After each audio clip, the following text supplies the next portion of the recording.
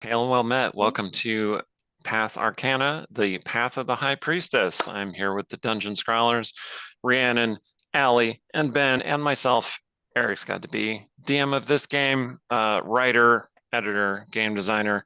I produced a book recently, which I'm going to show you the cover to, Libations for the Dead, which was part of my Kickstarter, which funded successfully a couple months ago. And I'm currently writing a prequel novel that all of you wild, wonderful backers paid extra to make me write. So I'm working on that now, and it is going well. It's going to be really long, probably longer than this book, half again as long as this book. Anyway, it's fun. You'll love it. And we're back with our game, and the Allie. folks who are going to play are going to tell you about their characters and stuff. And take it away, Allie. All right. Hi, everybody. I am Alexander Pitchford, or Allie for short. I am a writer, game designer, and TTRPG streamer. And yeah, generally you can find me here, or I also play over on Polished Cryptids channel sometimes. But today I am here as Lucretia, which is going to be fun, I think. And for the moment, though, I would like to tell you about one of our sponsors, as ever, which is Idle Champions of the Forgotten Realms. And that is a strategy game that unites iconic Dungeons and Dragons characters from novels, campaigns, and popular shows into one epic adventure, including Farida, Havilar, and Mehen from the Brimstone Angels novels. Currently, Greengrass is still going on. If you play the event, you can earn Antreus, the Bard from One for All, which that's pretty awesome. So go check that out. The game is available for PC and Mac on Steam and Web, Epic Game Store, Google Play, Xbox One, PlayStation 4, Nintendo Switch, iPad, iPhone, and on all Android devices. For more information, check out idlechampions.com. Hey, I'm Rhiannon Held. I'm in charge of reminding people of the intro and outro order, which is what that was. I write urban fantasy as Rhiannon Held, and space opera is RZ Held. I'm also a professional archaeologist, so if you happen to like archaeological kind of world building along with your romance and action and adventure, I suggest you check out my Amsterdam Institute series. It's novellas, so they're real short, so you can get into it, and it's complete. And I'm going to tell you about our other sponsors who make dice. So Norse Foundry specializes in metal dice. When you roll them, it feels like you're skillfully smashing the rigid armor of the monster horde.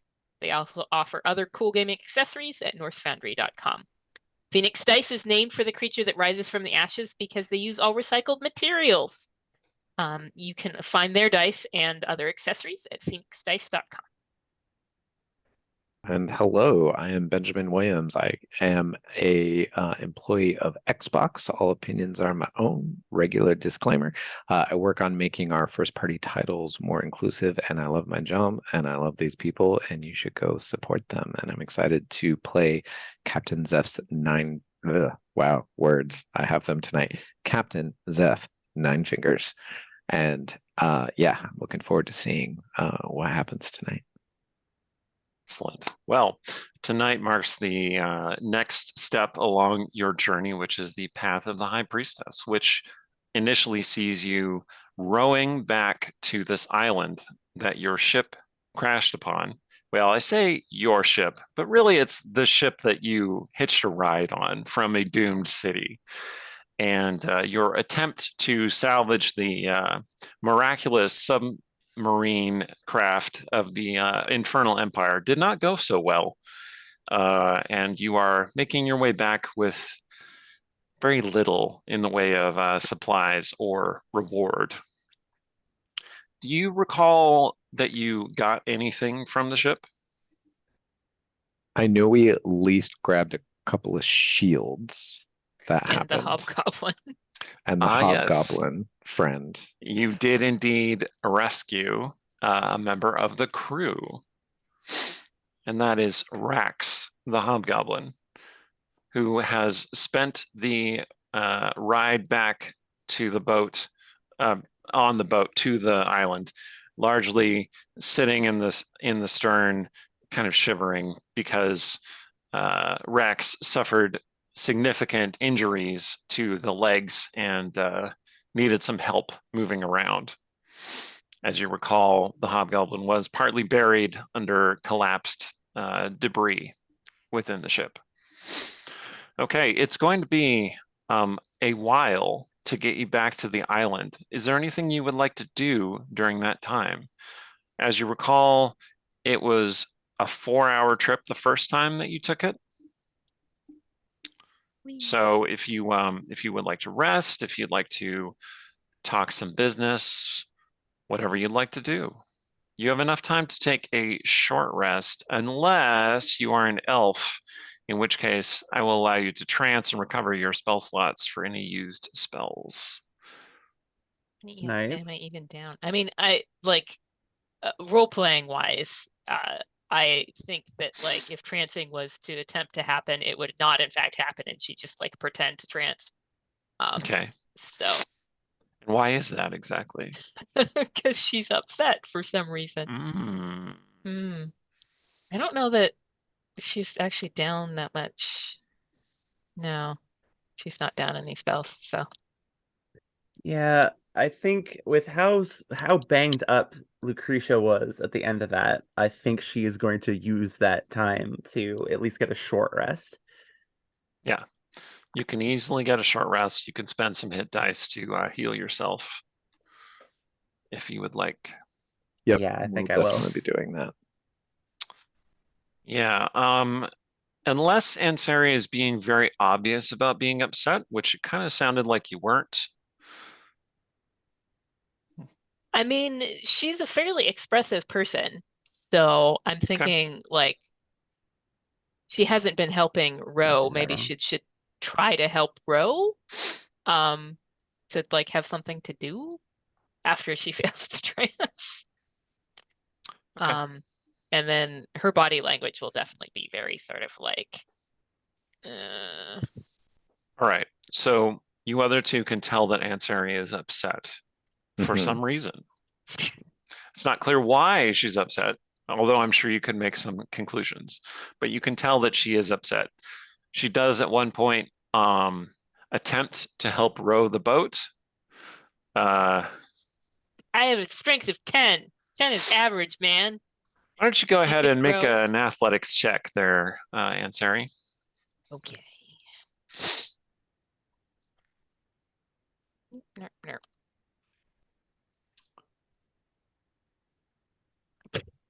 Okay. So Red Shirt 2, I'm very pleased about you having saved his life, in addition to terrifying him on the ship. Says, yeah, sure, let's see what you got. And after the rowboat goes in a circle for a while, he takes back over. I rolled a 20. Oh, I see. Still I there. thought you said you got a 5. Is that not what you got? No, I mean, I Oh. didn't. I was waiting for you to finish talking so that I Oh, could tell you what I darn. rolled. Okay. I rolled a 20. It's a Sorry. skill check 20, but it's still a 20. Okay. I just saw the fingers, so. Oh, okay. Okay. So, in point of fact, we will retcon what I just said. Ansari, driven by excited, pent-up emotions, is actually very adept at rowing, and you actually shave off a good half hour from your trip. Would you be resting after that, or are you continuing to row furiously? I mean, I'm thinking like that check will only go so long. And then probably she'd have to roll again. I don't know. I will have her roll again. I think she will like become exhausted.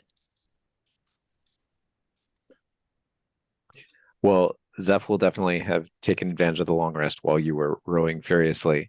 Also, maybe giving you a little space. You know what I mean? And he'll sit down in front of you. And he'll have this very sort of like dad's disappointed face. He's gonna lean in and just say, "Are you okay? I was so worried about you." So clearly that wasn't what the conversation was in her head. And there's this sort of like shift where she's like, wait, no, this is actually happening. What I imagined him saying, he did not say. So now I don't say the thing I was going to say to what I imagined. Like, that's what's happening in her face. Like, Right. I, well, you were gonna, you said we needed to talk, and you were gonna say that, you don't want me to help you with the dragon anymore, right? Because I couldn't. No, why would I say that?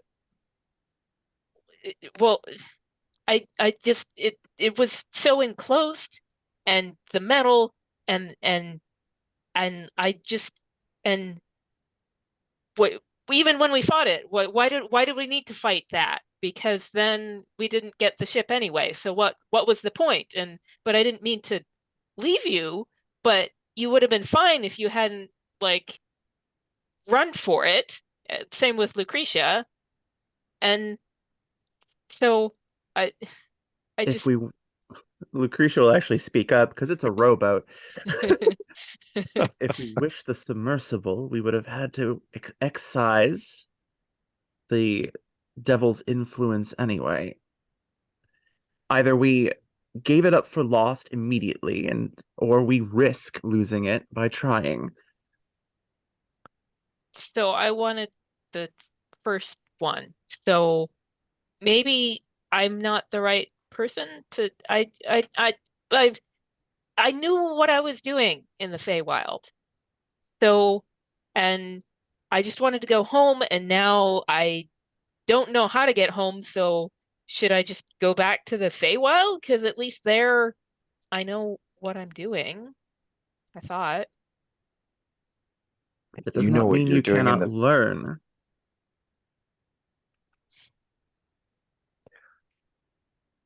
Let me tell you what's on my mind. One is I was afraid that when you ran away, something would get you, and I couldn't help. Because that's what we agreed, right? Is that we were going to help each other. And I want to help you. And I was really worried that I wasn't going to be able to do it because I was also helping Lucretia and trying to help everyone get the ship. And yeah, that was maybe a choice in hindsight that we tried that. But you know, the way I think about it is that life is just taking a chance, you know? You got to try. Because if you never try, you'll definitely never succeed. And you won't really live. So that's why I made a bad choice. You know, you got to try. Sometimes you win, sometimes you don't. You roll the dice, you find out. It's exciting though, right? And we're alive. But Yeah. like, just I don't know. I'm just glad you're okay. That's all I Thank wanted you. to say. Well, I want to help you too, but I don't want to roll the dice. Okay. Well, what do you want? Well, not to be in the big metal thing Okay. and fight the fire, whatever that was. Yeah, that was a thing, wasn't it? And to fight it to get the metal thing that I didn't want anyway, but like I trust you that you said it would be useful, but would it have been like if the big devil wasn't there? Oh, I It mean, just I it was had I ugh. had many ideas on where it could be useful, No. but it's gone, and you don't have to worry about it. So we don't have to worry about it.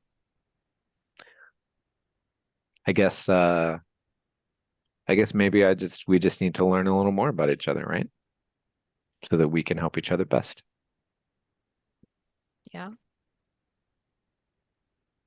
See, that's also what living's all about. It's not just about rolling the dice and taking chances. It's about like, you know, experiencing all there is to experience. Okay. God, I could kill for scone right now. That's all I just gonna say.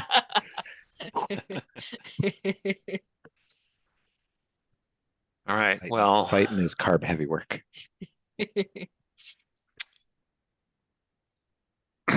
so the your hobgoblin guest is like kind of perked up an ear to listen to what you're saying and just kind of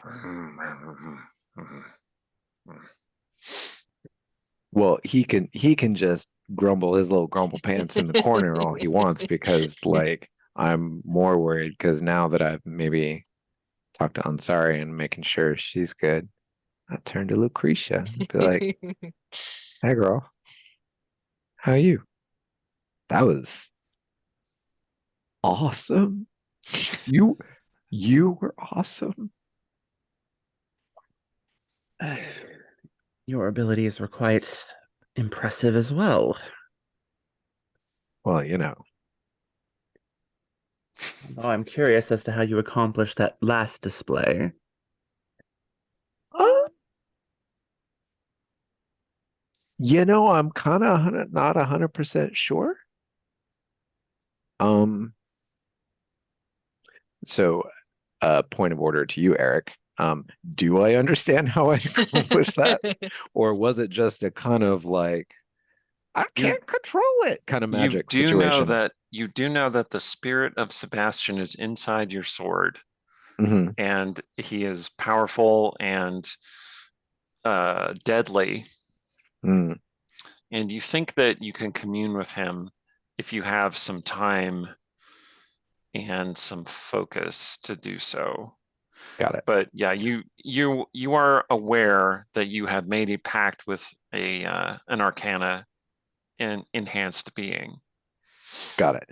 And reminder for context, is having a pact with an Arcana enhanced being something that Lucretia would raise one very arched eyebrow over, or is that, or you also sort of have an Arcana pact, and so you'd be like, oh yeah, okay, cool. I don't Based know on if what I you would know about know. you Why so don't far. you go ahead and make an insight check, and then I'll have Allie answer that question. Okay, cool. That would be a 14. Okay. I mean, I don't think she specifically recognized it for what it was. Would she be bothered if she knew what it was? I mean, I don't know. That's one of those things where it's like, you know, hot kettle, right? Like, as long as it's not like, as long as this does not, she has concerns. She's Yeah. clearly concerned, but Yeah. I think as long as this, like, as long as it doesn't veer into the realm of this could be this is a clear source of evil, or is a clear problem for the rest of the group, then I think she's generally fine if wary. And in Got it. fact, when you say you're not entirely sure, she just goes, "You'll forgive me if I say that I find that concerning." Yeah, that's a fair point. So let me tell you what I do know. You ever had something just real awful happen to you, and it feels like your whole life is just kind of destroyed in ashes? You just get this look, this flat, like It was rhetorical. I'm sorry. like the "are you kidding me" kind of like. The point is that Even the hobgoblin looks over at Zeph like, rhetorical. Really? the point Right. is that I had one of those, and I lost someone that I loved. But then I kind of didn't lose him completely, and I think he's like around and still like backing me up. I can't really explain exactly how it works. All I know is that we have an ally, and that ally wants us to like deal a little bit of justice, I think, Indeed. Indeed. Whispers the voice in the back of Lucretia's head. Your story sounds not dissimilar from mine own. Oh yeah? Yes. Although I think the difference being I know exactly what I have made a bargain with. Hmm. Bargains are tricky, just saying. I mean, too late now, but just Yeah, I know, like saying. killing dragons, right? Am I right?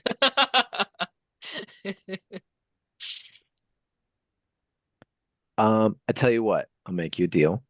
Um, Clearly, I'm not really good at lying.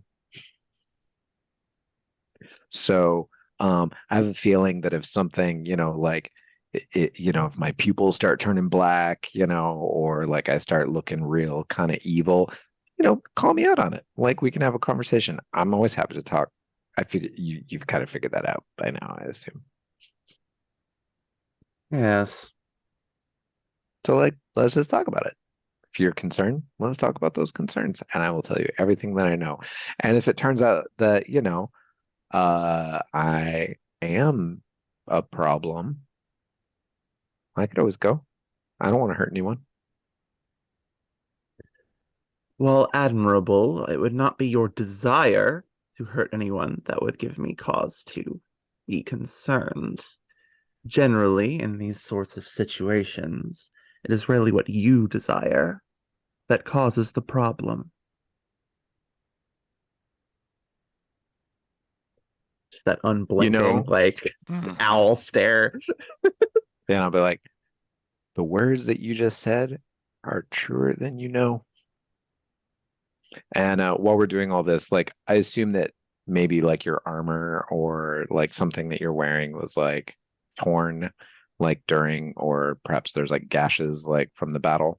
And like while we're talking, I'll just sort of be like slowly sort of like fiddling and like looking like I'm kind of like doing a hack job of it, but you would actually see that like a rend in your armor is just like slowly mending itself.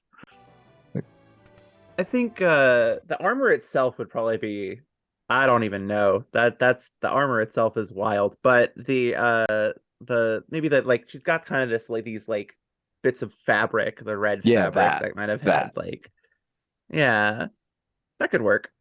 Yeah. She'll kind of look down. I see. I do want to point out one thing since you're talking about like paying close attention to Lucretia's armor. It has this warmth to it. It feels like a living thing when you put your hand close to it, as though it's more like skin than like metal. Although it has You? the consistency of metal and it looks like metal, but it feels like just the body of something else. So Zeph's intelligence is 10. He's just gonna assume that's residual heat from the flame devil. Yeah, reasonable. And she is fireproof, more or less. Yeah, I would have saw that in the battle, right? Yeah. Yeah, the Yeah. fire definitely wasn't affecting her as much as it was everything else around her. Yeah. Yeah. As I recall, she was getting lit up quite a bit by the devil, and it wasn't doing a huge amount of damage to her. So Yeah. Relatively speaking, some of those hurt. Yeah. And I would maybe move on to like another tear somewhere else, like anything. I'm like, speaking of things that you want being a problem, um, it's not my intention to get in your way, but it seems like sometimes the things that you want might hurt people, and maybe not the people you mean to hurt. Have you thought much about that? How do you mean exactly? Um, Let me just put it this way. I've met a lot of people in my time that are driven and want things. And sometimes the things that they want are the wrong things. And their driven nature drives them to ruin. I'm not saying it's going to happen to you. I'm just saying, self-awareness. It's a good thing.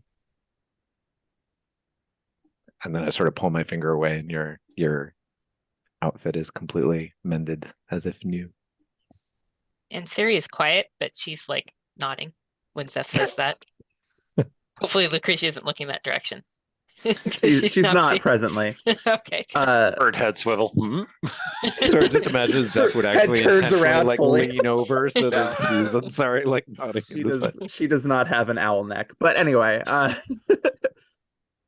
all I see is due justice rendered. Fair point. Just saying. Is justice at too steep a cost?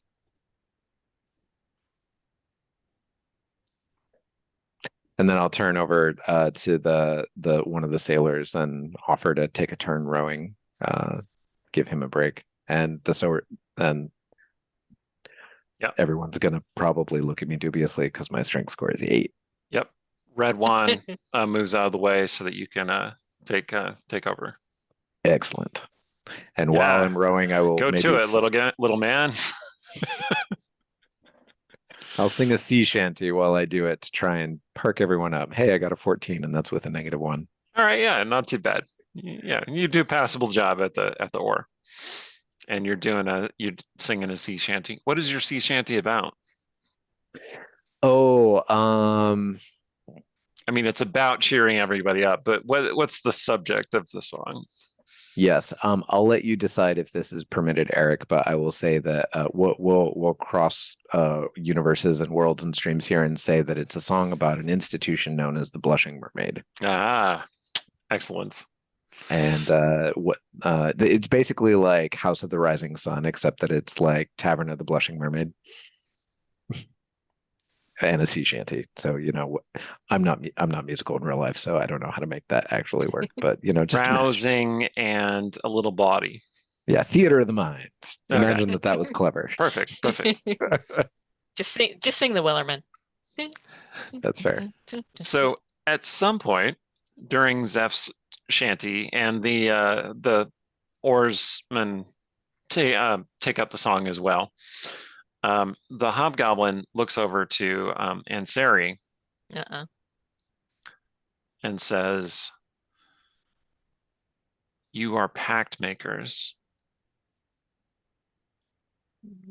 No. No? I don't know what that is, so I'm gonna say no. You have a token of a pact. She points to the amulet that you're wearing. Oh, some old wizard gave this to me. Did he offer you anything else or ask anything of you? He said I had to prove myself, but then everybody else said that it wasn't a test. So I don't know. I'm assuming like the test is going to be one of those ones that like jumps out at you, because that's like how leaders generally roll, I find. But he's back on the island, so. I understand. Do you? Yes. In my land, we make pacts frequently with entities and powers. In Kadaka, we deal with mighty beings that ask things of us.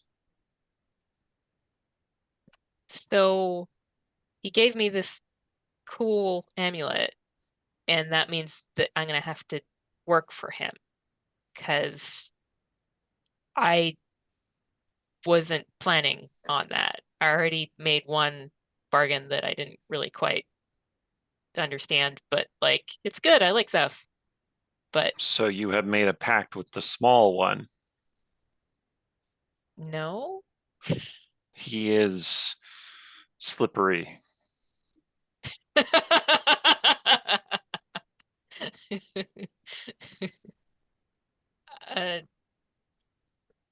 I would aid you in this pact.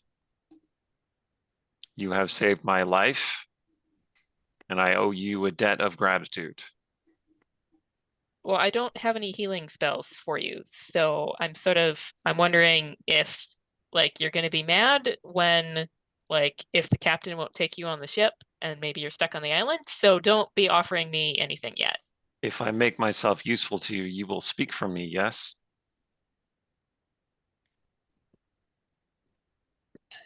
It's yes. Worry not for my pain. Pain is transitory.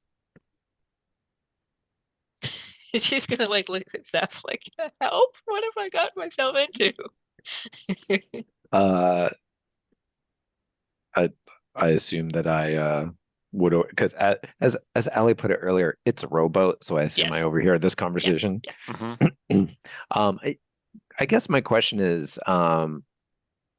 we determined that they are from the Infernal Empire. He said Kataka. Do I recognize that as a place in the Infernal Empire? That sounds like a goblin word, like it has goblin roots, Okay. but Um, you don't recognize that it unless you speak goblin. Does anybody here speak goblin? I think we established that last time that nobody did. No. Yeah, so you don't know exactly what that refers to. okay. The Empire is pretty secretive. They keep to themselves, and they're mostly treated with fear and wariness and suspicion because, well, outside of the Empire, they're mostly seen as imperialistic, warlike, dangerous.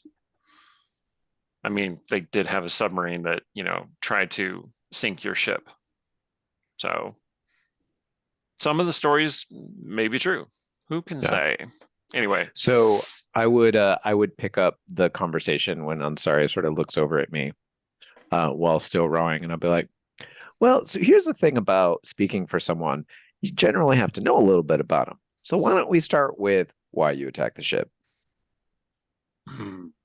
Very well.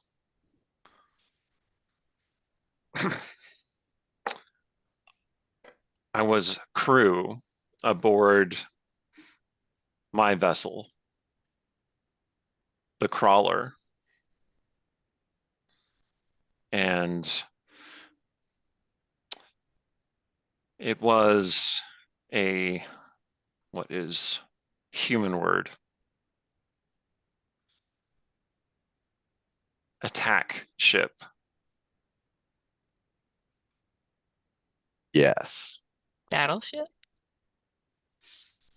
Not warship. Mm. Smaller attack. Raider ship. Go on.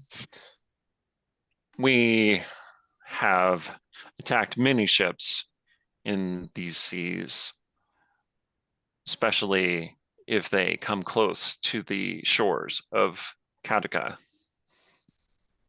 You're joking. You're privateers. You're sanctioned pirates by the Infernal Empire. Pirates. Yes, I know this word. So do I. Yes, we all know the word Hobgoblin gives- pirate. Go on. But my ship is gone. I am no longer pirate. I am prisoner. Or I am ally. It is your choice, not mine. So what is it that you were gonna do for me? Do you know where the elves live? I know of the elven lands, yes. I know of Celidas, which you recognize as the name of the realm that you indeed came from. Yes. Yeah. Where? How do I get there? By sea, by road, by cart, by boot. I will in guide that you. order. If you wish. So you can't just like show me on a map. Do you have a map? The captain has a map. I was gonna say, can I tell if he's full of it? Make an insight check. Okay. I don't think Ansari would even think to question. She's just like, he knows the name. Apparently he said the word pirate, and I think I know everything there is to know about him because I rolled a 1. I'm like, oh, he's just a state-sponsored pirate. You Whatever. had me a pirate. Let's okay. Yeah. moving on. So, okay, since you rolled a one is not like a super automatic failure or anything, but you didn't get a very high result, and you I got did a roll a total one. of 4. So when someone rolls a one, it's a reminder for something interesting to happen. So I'm going to have you pick one of these two things. Okay. A, you do not believe anything that this hobgoblin has to say. Or B, you were totally convinced by everything this hobgoblin has to say. I would not believe a word he says. I'm like, okay, he's a pirate. He's in save his own skin mode. He He's will a say pirate. We're untrustworthy. I mean, they are untrustworthy. I was like, he'll say anything to save his own skin. Nothing he says you can believe him, unfortunately. So I mean, we could put him to work rowing, we could put manual labor, but I mean, he's worthless.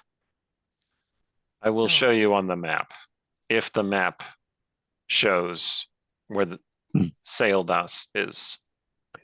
Do I have a nautical map with me? Because I know I have nautical tools. Not with you. Okay. You have a series of maps in your greater stack of gear, but you probably wouldn't have carried those with you on this particular little small mission. Probably not. Okay. And as Ansari pointed out, the captain does have a broader world map. Okay. Busy I was like, stabbing it. Don't stab your maps. Well, it was painted on her table, so don't stab your tables either. I mean, what? That's not good for the tables. Well, she's a pirate bard, very dramatic. Sure. Anyway, do you have any other further questions, or do you want to just get back to the island? I mean, in series, get back to look at the map. Look at the map. So no further questions.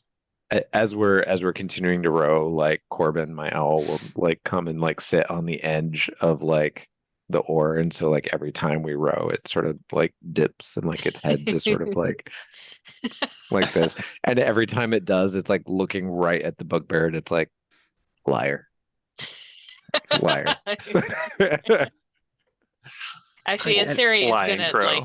Watch the owl. She's gonna be so delighted. Actually, yeah. Can I pause and can we just decide, is it a raven or is it an owl? I know I'm using an owl stat block, but I don't think we actually decided what it is. It's a creation of the find familiar spell, right? Right. So it could take either form. Okay. And it can be different each time you. Well, I guess I'm just saying I'm sorry, I'm metagaming. I'm using the owl stat block because I want the flyby, but for flavor reasons, it's more crow or raven maybe, perhaps. Or it's just an owl. It's a very large, both long-winged raven. How's that? No, I almost kind of like what Ali said. It's it's a rowl. It's a rowl. Okay. It's an owl with disturbingly black feathers and yellow eyes. Okay. Yeah, sure. Cool. A rowl. Yeah, the hobgoblin is attempting to ignore the rowl with mixed success. And that's kind of an unsettling looking thing. Delighted. He's sort of mimicking its movements. Clearly it doesn't disturb her. Possibly she's seen even crazier things in the Feywild. So she's just oh, look, it's a fun little animal. Cute. All right. Yeah, that's it for me. I'm happy to cut back to the ship unless anyone else has anything. All right. So it's very, very dark, the dead of night over the sea, when you see torch lights on the beach, and you see the ship, the Far Wanderer, shoved up onto the beach so that folk can repair it. And the crew appears to have set up, not tents exactly, but kind of lean-tos and canvases, parts of sails to keep off rain and provide a little bit of shelter there on the beach. So there's like a small little camp there. And the rowboat finally returns, and Red 1 and Red 2 look very relieved to be back at camp. And your return meets with some muted celebration. Most folk are asleep. They have kept a watch, however, because, unfamiliar territory, potential of something coming for you in the night.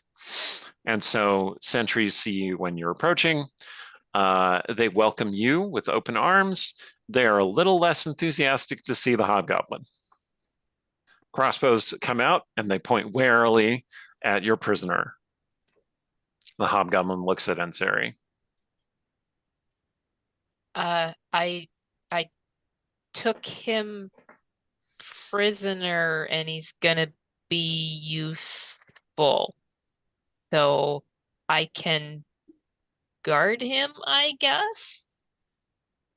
He's kind of hurt. I don't think he's gonna get up to much, but yeah.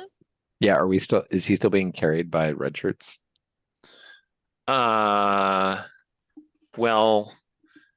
is that what you'd like them to do? Because they will do that if you ask them to.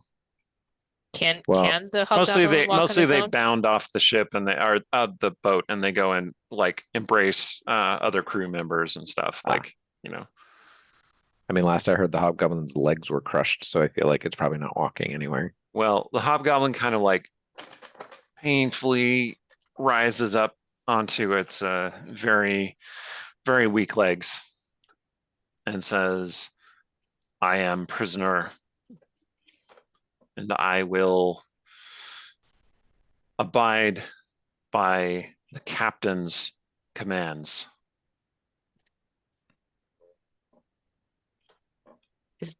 And so Ansari's gonna look at the sentries and sentries and be like, is the captain asleep?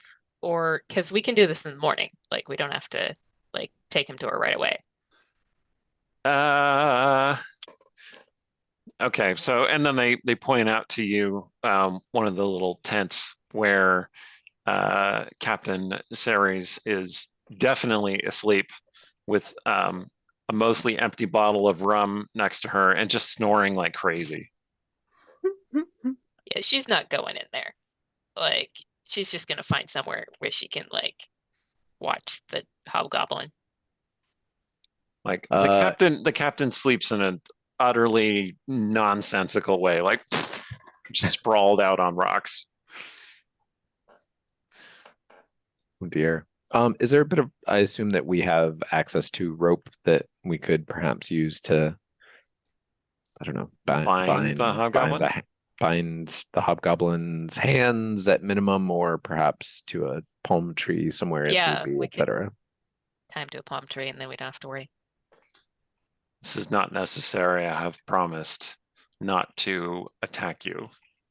Rax says. Right, but you're a pirate, so lies.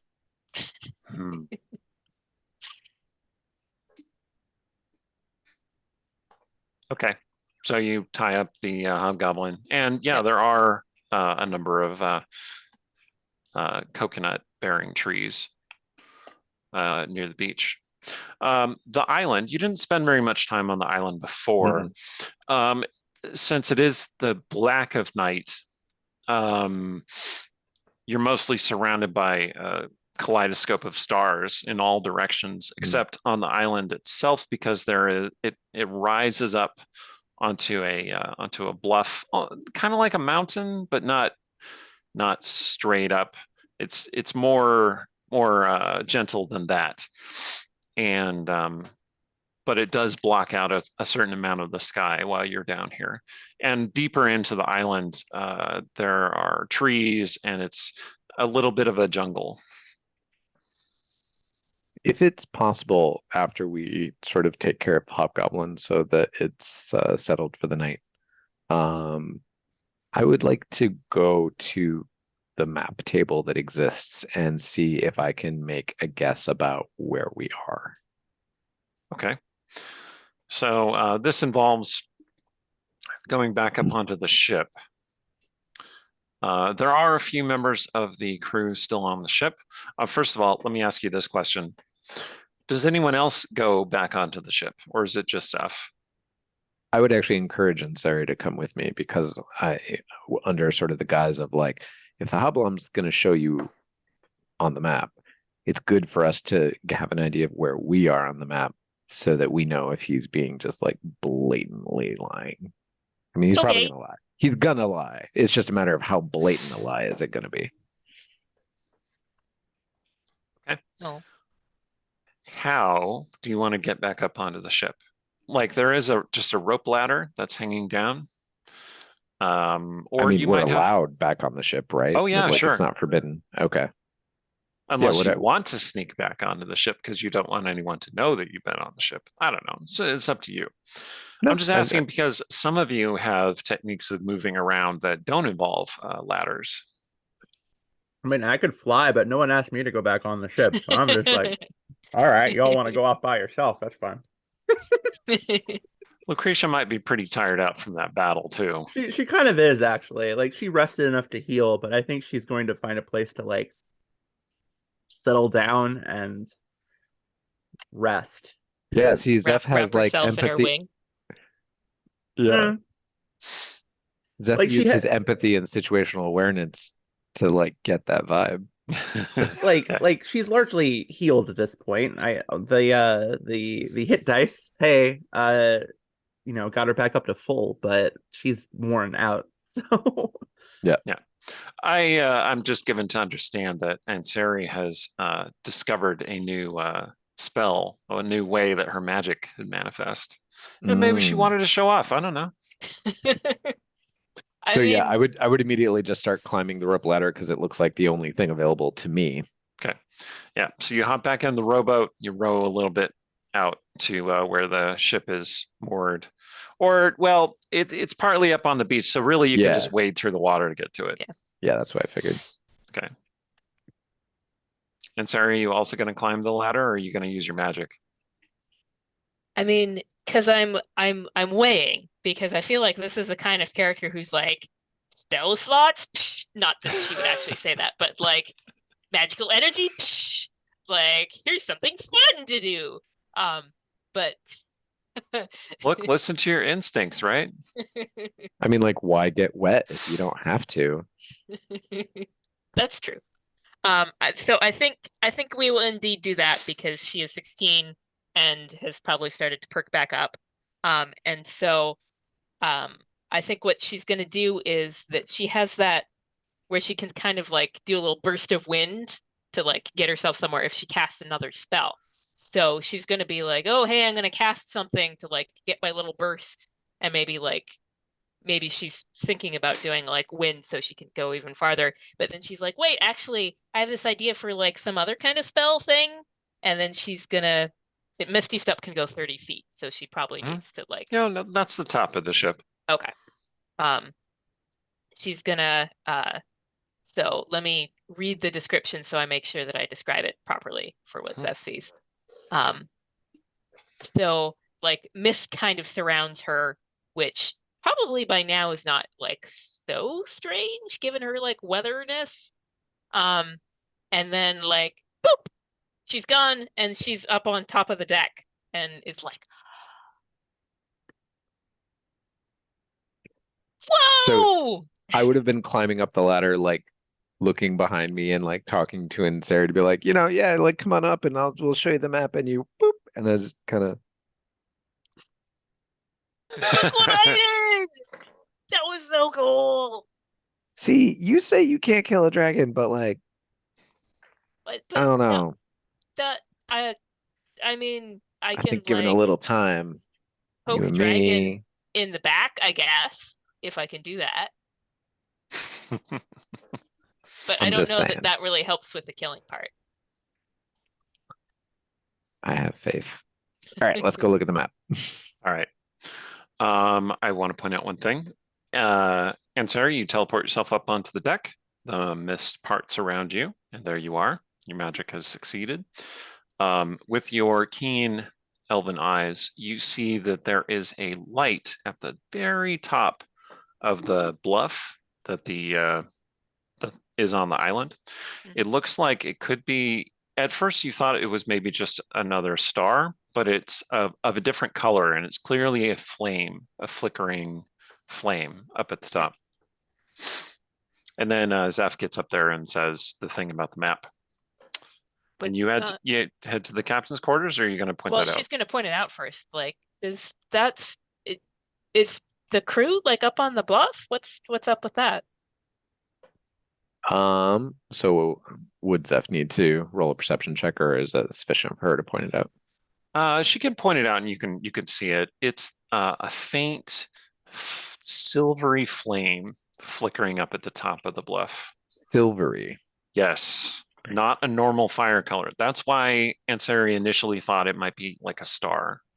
Okay. And I saw no evidence of anyone else in the crew that could produce any magical effect like that, I assume. Well, except for Danos, perhaps, and the old man. The old man. And do I see them? Ansari probably would be like, "Oh, it's probably that old dude that with the I want to talk to him about like the pack weird hobgoblin, whatever that was." But anyway, so you did I guess not see Danos on the shore. When you go up onto the ship, there are two doors, one leading to the captain's quarters and one leading to the guest stateroom. And the guest stateroom was where the old man was staying. I would start that door by is closed, and you can see a faint light under that door. I would check to see if he's in there, because if he's in there and there's a silver light on the hill, I would be #concerned. Okay. So do you knock? Do you open the door? Yeah, I would knock. I would knock. All right. You receive no reply. Is the door unlocked? No, it is definitely locked. Is there a keyhole to peep through? There is a keyhole, yes. Now you can make that perception check. Okay. Since I knocked, I would be calling his name and saying something about like, "Kind old man, are you making silver fire on the mountain?" That would be impressive, but also mildly concerning. I have true sight. I rolled a 20 for a total of 25. Excellent. Okay, so the old man, whose name you remember is Alacrus, you do not see him in the room. You actually get a very good look at the room. This is a sizable keyhole, and you just hit the right angle. And apparently the lighting in the room is sufficient that you can see pretty well in there. There is a flame. It's red. It's burning in like a bowl. Mm-hmm. And you see there are some papers and a quill, and the bed is there is kind of a crude bed that you might have on a ship for passengers, is tousled and unmade, and the room itself just looks like kind of a mess. Like there's a lot of clothing and stuff strewn around, an overturned chair. No Alacrus. And no other sign of a being of any kind. You don't see anybody in there. And last question, is the mess look as if it is from a struggle or a person who doesn't like to make the bed? It doesn't look like something that you just produce in the course of normal activity in the room. So it does look like somebody either intentionally made a mess or carelessly made a mess while they were ransacking the room. I immediately break out my thieves' tools and try and pick the lock. And I will, and with one in my mouth, be like, "Oh, sorry, just a second. Sorry, there's a problem. I just need to check." Okay. So is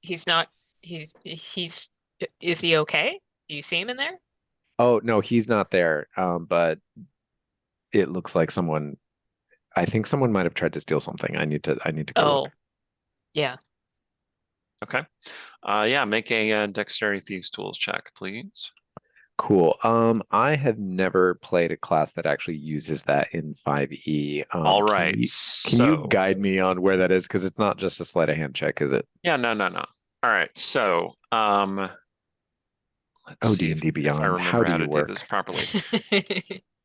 If okay, so if you go into Oh, there it is. I just click on Thieves Tools. yeah, you go into your inventory. In the Oh, wait. inventory, is that how it works? Yeah, in the image, if you click on the Thieves Tools, there's a Use Tool option at the top right. Got it. You click on that and it says, what ability are you using? And in this case, you do Dexterity. Yeah. That is cool. Thank you very much. Now I just It did take gotta me like a actually year and find a them. half to figure that out. Well, and now you've shown me.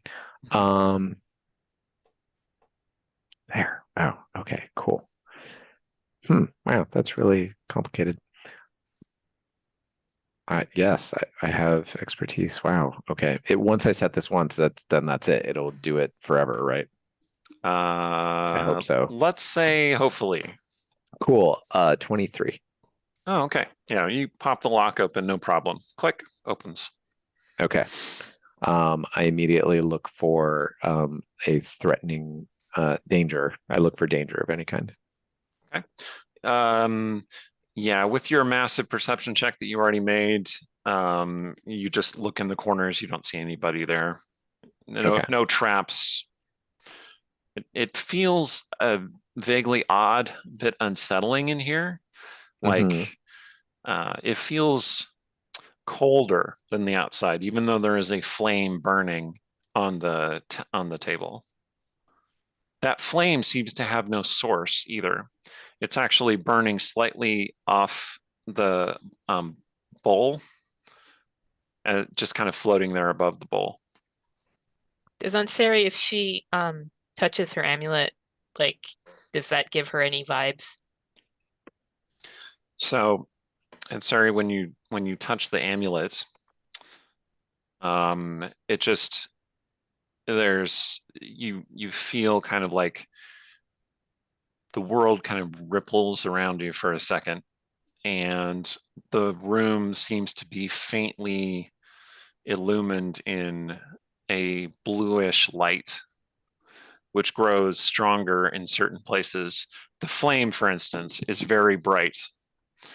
The scrolls on the desk are also glowing a little brighter than the room around it. And this is very similar to when you attempt to detect magic. I was going to say, is it like magic that she is perhaps detecting? Exactly. Yes. I would be looking because I thought that it looked like that the room was tossed. Is there a place in the room where it seems like the tossing stopped, as if someone might have found what they were looking for? Make an investigation check. Okay. And Sari, as you're looking further with the detect magic, there's some magic radiating from the old man's walking staff, which is leaning against the bed. I got a 5. Okay. You don't know. Clearly, somebody came in here and tossed the place. They were looking for something. If they found it, you don't know. Okay. Well, this seems not ideal. I don't know what they took, but and then did the scrolls appear obviously magical or to contain spells, like on glancing without like a deep read? You do think that the scrolls contain spells. Okay. So I was There like, are okay, 3 scrolls. got it. So I would say, so clearly there are valuable things here, and those weren't taken. So that's even more concerning because that means it wasn't just someone looking for coin. Should we I think go we need back? to wake up the captain. Oh, okay. Well, we could just take Lucretia and go look on the bluff first. Yeah, but uh let's just say on the sea, captains get to make the decisions, and if captains are kept out of the decision-making process, they tend to get cranky. Oh, okay. And I Yeah. would like to respect that so that we don't get left on this island. So unless you object, if you'd like, I could go talk to the captain, and you and Lucretia could go check out the mountain, because I do think that is also a problem that needs investigating. Okay. Yeah. I mean, I'm not afraid of the captain, but the hunting party, like the leader of the hunting party, like he was always like, use your initiative and like take care of it, because if you wake him up, it's saying you're too weak to deal with it yourself. So that's Oh, well, that's a perspective. Which perhaps there's a cultural. You know what? Like, why don't you go and talk to Lucretia, and I'll handle the captain and handle Okay. whatever the consequences are. that sounds Okay. I assume that, and this is now me talking to you out of character, I assume that we are not going to just, well, should we take some of the clearly magical things for safekeeping so as not to be stolen by others, or leave them where they are? Well, so if you start to pick something up, and Sari would be like, hey, that's his stuff, but you could. Got it. So I would basically pick up just one of the scrolls and start reading it out of just like pure curiosity. Anything I learned from that, Eric? Let's see. Okay, so Meteor swarm. so this is a shield spell, which is on your list. Like, you're not. Zeph has never been much from magic stuff. That was Sebastian. Sebastian knew a lot about magic. Sebastian knew a lot about a lot of things. But since you picked up the sword and made that pact with Sebastian, you realize that you recognize the function of certain magics, such as the spell, which conjures a protective barrier. So this is a shield scroll. Useful. Great. And then I assume at that point Ansari is like, that's his stuff, don't touch. And I'll be like, yeah, cool. Okay. And relock the door. Can you relock the door? Yeah. Okay. I would if I am able to, yes. Okay. Yeah. You can. Do you want to take the scroll? No. Ansari told me to leave it be, and I'll leave it be. So you leave everything in there? Mm-hmm. Okay. Yeah. So lock relock back the door, down. no problem.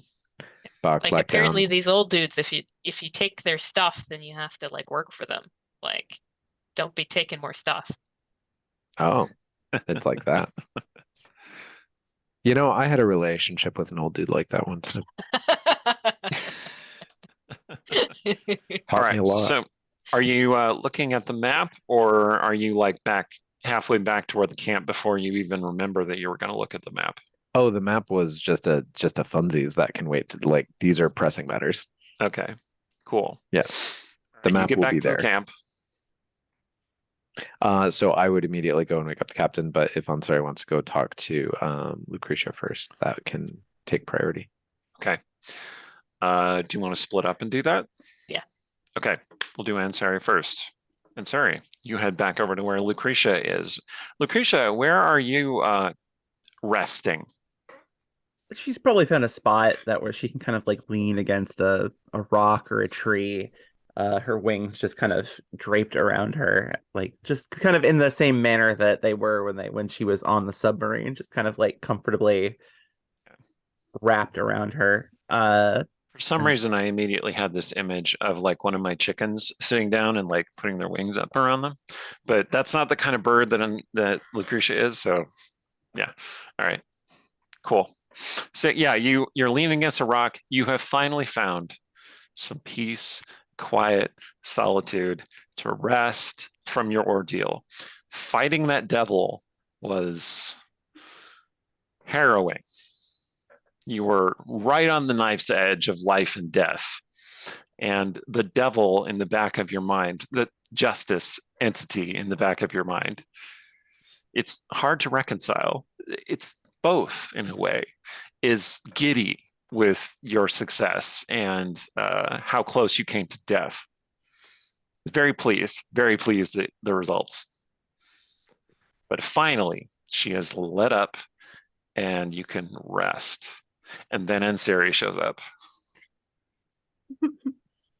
Now, Ansari has learned your experience that when somebody who is very talented in the art of violence is sleeping, you do not walk up to them and like touch their shoulder, because then you are stabbed in the gut.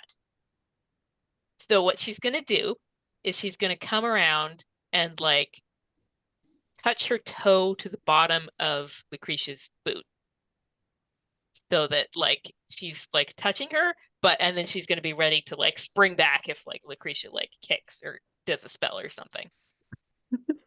Okay. All right.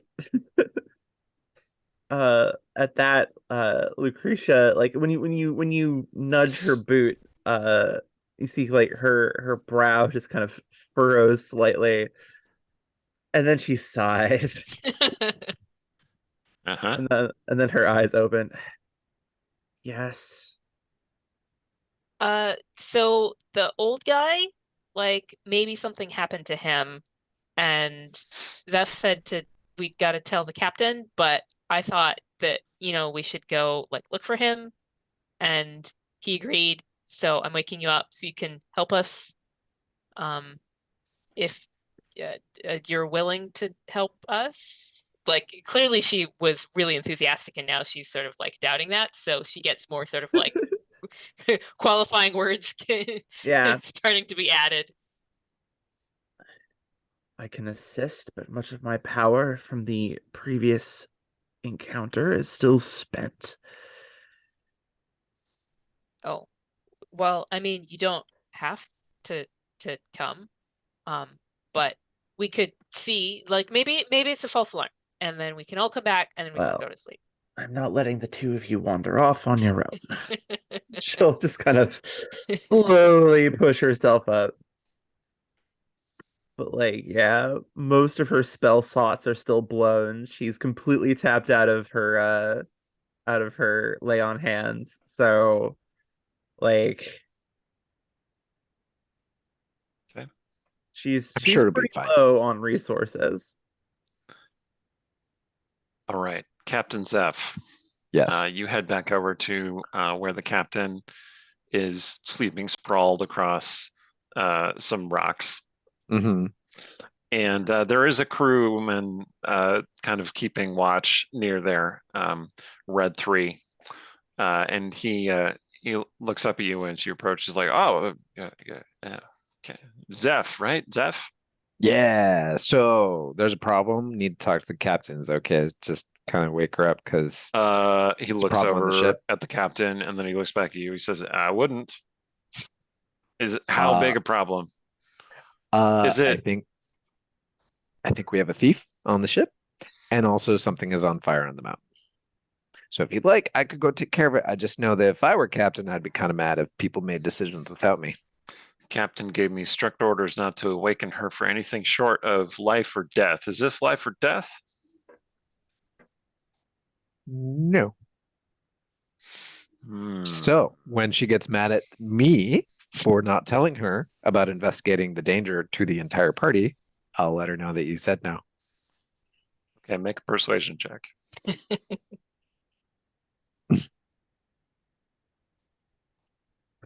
11. I'm tired. All right, but I'm not taking any responsibility if she gets pissed. I mean, she's already pissed, but pissed in another way. Right. The double entendre thing, sort And of. then, Yes. and then one of us is going to get pissed in the third way. So I'll just stand over here. Zeph does a like ink math gif or something. Was like, is that what he was saying? I don't think that's what he was saying. Like, Oh, Um, here. He hands you a flask. You might need this. Is this hair of the dog? He nods got it. sagely and then backs away. Got it. I will also do exactly what Ansari did because Ansari is absolutely correct. That is exactly what one does. And I first try gently tap the captain's boot and say, Captain, we have a problem and we need your assistance. No response. I kick the foot and I say, Captain, we need your expertise. Uh, I kick it a third time. Captain, I have more alcohol for you. Sarah just kind of opens her eyes slightly and she says, I was having a very good dream. This had better be worth it. Yep. There you go. Atta girl. Atta girl. Yeah. So sorry. You are not a beautiful woman. I am disappointed. Should have sent in Sari. Or Lucretia. You are a yeah, beautiful it's true. man, though. You seem to be so into it's not too Lucretia. bad. That's true. I'm like, I have many beautiful women that I travel with, and I could put on makeup if you want, but that's not the point. The point is that I think we have a problem. One, there is a silver fireball on top of the hill above our camp. Gonna go check it out, unless you object. Cool, great, awesome. Second problem, pretty sure someone is attempting to steal things from your ship. Like what? Like the room that the old man was sleeping in was Like they're trying to clearly steal tossed. the room. Well, that would be a feat. The old man's things were rummaged through, and I don't know if they found what they were looking for, but they left a bunch of valuable things, which makes me think that they know what they were looking for, and that makes me suspicious. Okay. She kind of levers herself up a little dizzily. She says, well, I'm going to take this very seriously. I'm going to look into this immediately. Thank you for coming to me with this. Pats you on the cheek. You go look into that fire-breathing mountain over there, and I will rouse the crew and find out about the thief. Hi, Captain. You're the captain. As I Attaboy. walk away. What? No, I haven't forgotten that thing you said about the makeup, by the way. All right. So the three of you meet up at the edge of camp. And before we tackle the trip up the mountain, I think this is a good time for us to take our little break before that. So we're going to be down for about 10 minutes. Don't go away because we'll be back soon. Pick up your gear and open your chests. Throw on your armor and head out on a quest. Hey, hey. It's a brand new day. On the South Coast, your allies will help with blades and bows and magic as well. Hey, hey. Heroes on their way. Fighting together against overwhelming odds. Fighting together in favor of multiple gods. Idle champions of the forgotten realms. Idle champions, adventure never ends. Idle champions, get your wallet there. Idle champions, you will say it again. Idle champions. And we're back. Hello, everyone. So the walkers of the path are now at the base of a jungle-covered hill, mountain, bluff, on a desert-ish island. And by desert, I mean there's just nobody there. Until you saw that silver flame at the top of this hill. You weren't aware of anybody having gone up that way. And- The crew all seems to be camping out by the beach. Okay, I was gonna say, like, can we ask the sentries or something, if the old man is like sleeping in camp? Because this would be really silly if he's like, if they're like, Okay. oh yeah, his tent's over there. Yeah, so you go talk to the sentries, and they say, no, we haven't seen the old man. Okay. Good. And you also realize that from your vantage on the beach, you cannot see the silver flame. You can only see it from the ship, and there was nobody waiting on the ship. So probably nobody saw it. It wouldn't necessarily be obvious until the sun set, and by then everybody was on the beach. So I have the ability to see through Corbin's senses within 100 feet of myself. Do I get a sense that this mountain/hill is greater than 100 feet up? Yes. Okay. It's about maybe a mile up. Mhm. Oh wow. So it is a ways. Okay. Still fairly small, but a hike. Well, and Ceres, this is her happy place.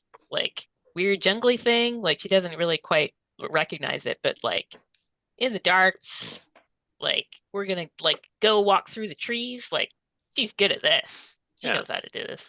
So it's mostly a clear night, although some clouds started to come in when you were making your way back from the ship. And the moonlight casts strange shadows from the plants and the trees around you, which look faintly bluish in this light. It has this magical kind of eerie effect that Ansari is all for. Like, she seems very comfortable. It's like a reversal of when you were in the submarine. The two of you were like, yeah, no problem. I understand this. And she was very awkward and uncomfortable. Now it's the other way around. I would turn to her and be like, so things that eat us or are going to attack us, or things are going to eat and attack us in these jungles? Do you know? I mean, not specific things. You gotta, stay alert. And she's gonna go into a whole sort of like, it sounds like something that was told to her as far as like relative sizes of predator and prey, and like some predators, like they don't want to mess with you, so you're making lots of noise to let them know you're coming. And then some of them, they're going to be stalking you, so you stay alert for those. Like, she's got a whole like thing, but she doesn't mention any like specific animals or monsters. Great. So So you're in front, is what I'm hearing. Of course, yeah. Lucretia, darling, do you want to trek, or do you want to do a flyby without us? I can try to do a flyby.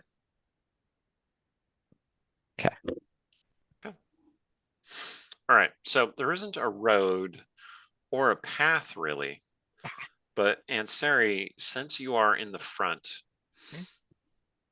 you can see ways between the vegetation that seem traveled before. Maybe. Well, there's always game trails. So. Yeah, it could be game trails. It could be somebody on this island who came this way, but it just seems like this is the right way to go through the jungle. So you two start heading through, or are you waiting until Lucretia comes back? I mean, in theory, he's just going, but Zeph can hold her Cool. back. Zeph, you are standing there in the dark as Ansari and Lucretia get farther away from you in different directions. One up, one diagonal. I would probably pause and Sarah be like, Lucretia won't be able to find us in the jungle if we leave right now. Oh, well, all right. So we'll wait a minute and we'll let Lucretia see what Lucretia can see. And hopefully not be like sniped by silvery fiery death while doing so. So the vegetation seems to be kind of like swaying slightly in the breeze and like kind of reaching toward Ansari, not in a threatening way, just in a kind of like, we're embracing you, sister, sort of way. Aw. Well, and I was in gonna say, theory, like she's a little like sort of like a sort of wind collection device in that like she sort of orients so she's facing into it. So like the breeze, so that it like comes straight onto her face, and she doesn't even seem to realize she's doing it. She just sort of sunflowers into the breeze and then just stands there. Okay, Lucretia, you are flying by night up and around the jungle. So is it your intention to just kind of check out the top of the mountain? Yeah, that's what I was gonna do. Okay.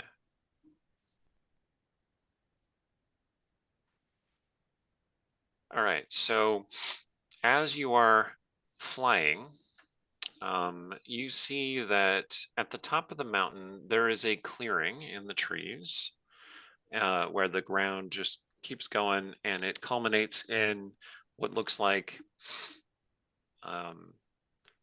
standing stones or pillars, perhaps what used to be a temple. There are two pillars specifically that are standing quite tall. They do have a piece at the top that connects them. One of these pillars is they draw your attention because one of the pillars is very bright white, reflecting the moonlight, and the other is a black pillar. Like you almost didn't see it, like it almost blends in with the night. And between them is some kind of altar where the silver flame is burning. And there are other stones, cobbles, standing stones that have fallen into the grass. There's actually grass growing at the top of this hill outside the jungle. Okay. Very long grass. You want to go closer? You want to report back? I'll swoop in a little closer. All right, make a perception check. Okay. Perception. Not my best ability, but 19. I'll Okay. take it. So you see a figure in a dark weather-beaten cloak, standing, kneeling perhaps, near this altar. And as you come closer, you see that there's some kind of mechanical contraption, like it looks sort of like a ballista to you, like a real tiny small ballista. But it as you approach, it points toward you like it's tracking you. And then it is gonna fire at you as you come within, let's see. I feel like the moment I noticed it tracking me, I would probably have like altered or like tried to back away. When you come within like about 100 feet of it, it's gonna fire at you. It's a lot of feet. That's really good. That's getting close though. That's getting. So let's see.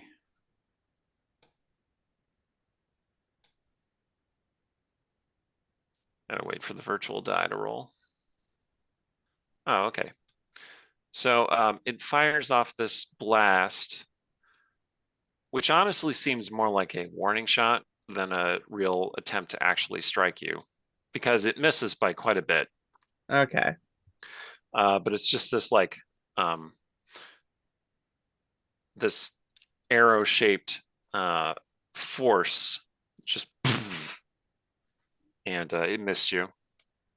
Would we see that down where we are?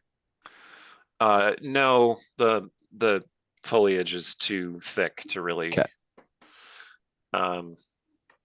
Well, she'll certainly at that point she will kind of, arrest her flight a little bit and just kind of stay at a distance. Not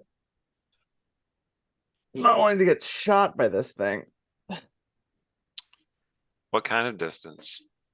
Well, she would probably back away if it fired at her when she hit when she reached a certain point. She would back away from that point. How far? For the moment, maybe another maybe another 100 feet back. Just Okay, kind so of you're like 200 feet away. yeah. Okay. Yeah. The cannon just relaxes. It seems that you're too far away for it to fire at. That was definitely a piece of Magitech, though, that just fired at you. Fair enough. Well, with that, then I will fly back down to the others. Okay. All right. Lucretia arrives. Well, I did get some sight of what's going on up there. There's And a ruin, some kind of temple. never good. The light, the flame, seems to be coming from the altar, Okay. which was flanked by a pair of pillars, one of which was bright, luminous, the other dark. I almost didn't see it. And there's a person up there. Of course there is. Is it the old man? I didn't get a good look. They were in a cloak of some kind, but they have what seems to be a small Magitech cannon. I know because it fired at me as soon as I got too close. Are you okay? I didn't get hit. Oh, good. So on the So same they- night, That's not really what he asked, but yeah. Okay. They aimed the cannon at you. The cannon aimed of its own accord. I just So- love magical shenanigans. So maybe the old guy, well, but he wasn't restrained or something. Because it sounds like somebody tried to, would the old guy attack you? I'm confused. I don't think that's the old man. I do not believe so either. Well, where is he then? I don't know, but what I do know is that the old man's things have been rummaged, and he has many, many magical things. And now there is a magical fire in a magical place with a magical cannon shooting magical things at us. I think we gotta go. I think we gotta go check it out. I would remind that none of us are at what I would call full strength. I know. I just worry about what if, I don't know. It's magical shenanigans. There's usually timing with that, right? What if they got a thing from his room and they're up there doing a thing with the thing from his room and we need to go stop the thing or else the mountain explodes? I don't know. I mean, maybe we should wait.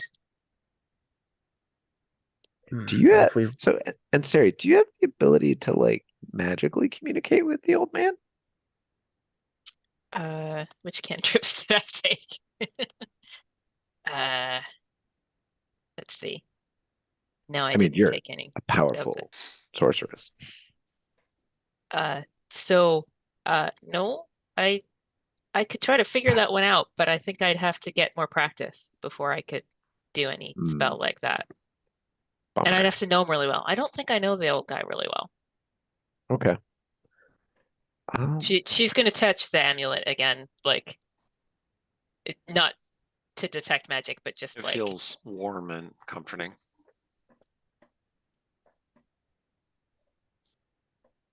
Tell you Does what. Sorry, go ahead. well, it doesn't feel like he is in danger as much as like his magical amulet would say that. I don't know that it would say that, but I think he's okay. Well, if we must face whatever this is so depleted, so be it. Hey, what? How about we just go up and see if we can like sneak up and just keep an eye on it. And if it doesn't look threatening, then we'll sneak away.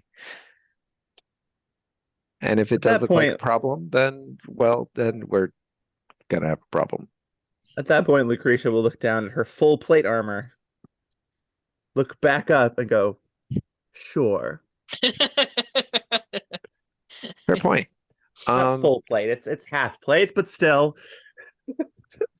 Well, It, you know it what? is black blasted half plate. Yeah.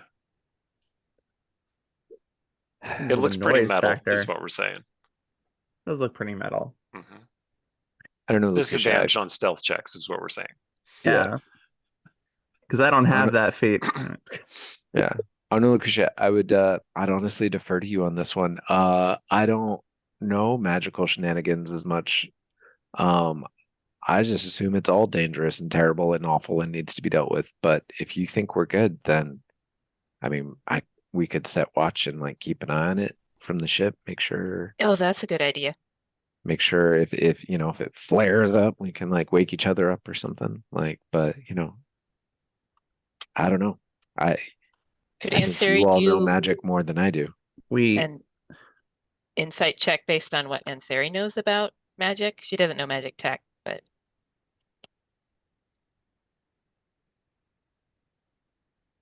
Yeah, you Eric? can make an Arcana Oh, check, yeah. sure. so she's specifically like trying to be like, is this the kind of thing that is a magical ritual that is happening like right now? Or is this some kind of like longer term kind of thing that we can deal with in the morning? Okay, yeah, make a check. 9. Unclear, but the vibes that you're getting from the jungle don't feel threatening.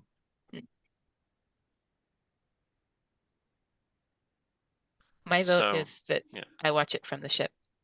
I'm not tired.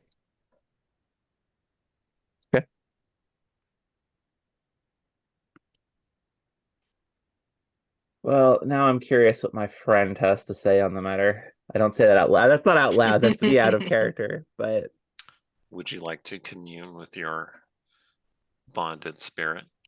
yes. Okay. You go back to your lonely little patch, away from everybody, in peaceful quiet. Okay. Mm-hmm. All right. You can commune with your devil pretty easily. Speak.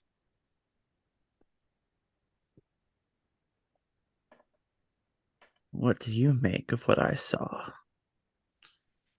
I am perturbed.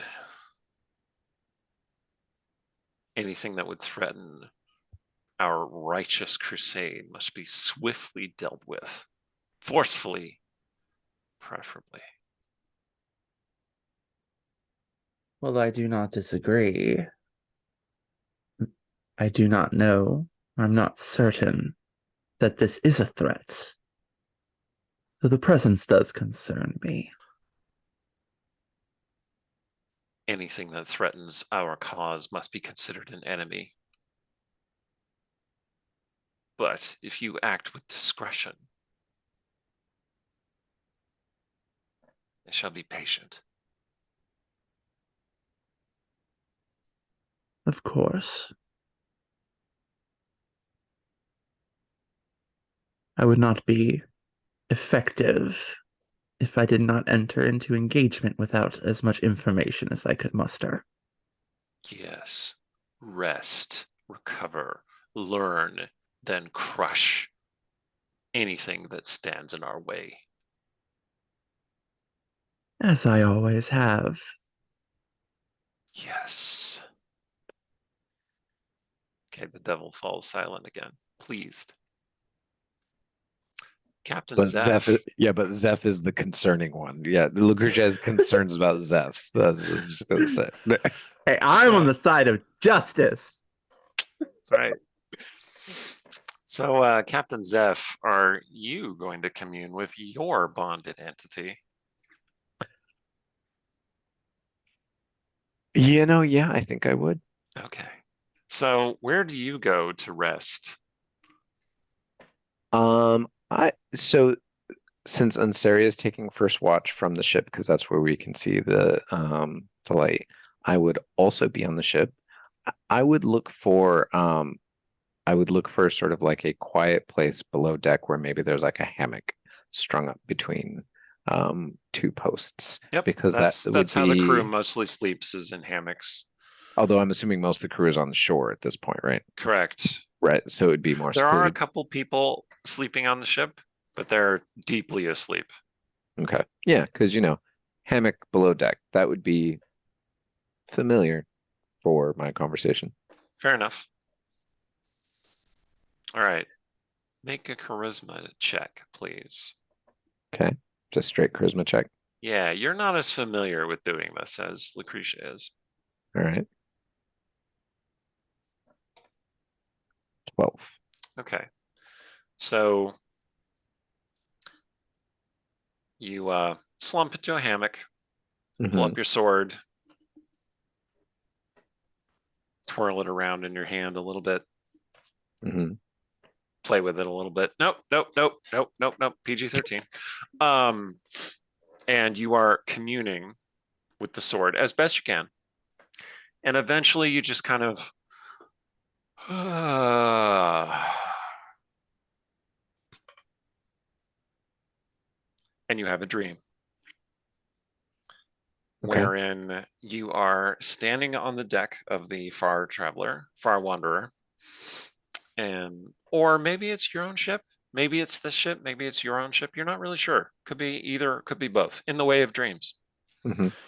And you're looking over the rail at the wide open sea. Sun is slowly dipping toward the horizon, and Sebastian is standing next to you, and he says, "Hello, it's been so long."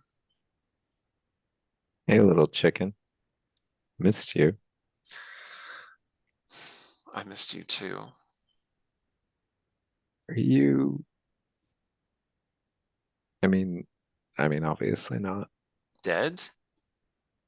Yes. Sorry, love. I unfortunately, yes. But You always had a way with words, didn't you? I am still here. I'm still here with you. He puts his hand over your hand. Feels very cold. How? Magic. Usually I would say effing magic, but like effing magic. Well, you never paid attention during all those lectures that I gave you. I mean, you taught me how to fix my clothes when they got holes in them. Yes, you did learn that. Mostly because you'd keep breaking everything. Clumsy. I'm getting holes in my clothes from the pokey things. Yes, well, you did eventually learn to dodge things better. Yeah. Are you okay? I feel like that's the most insane question, but I don't.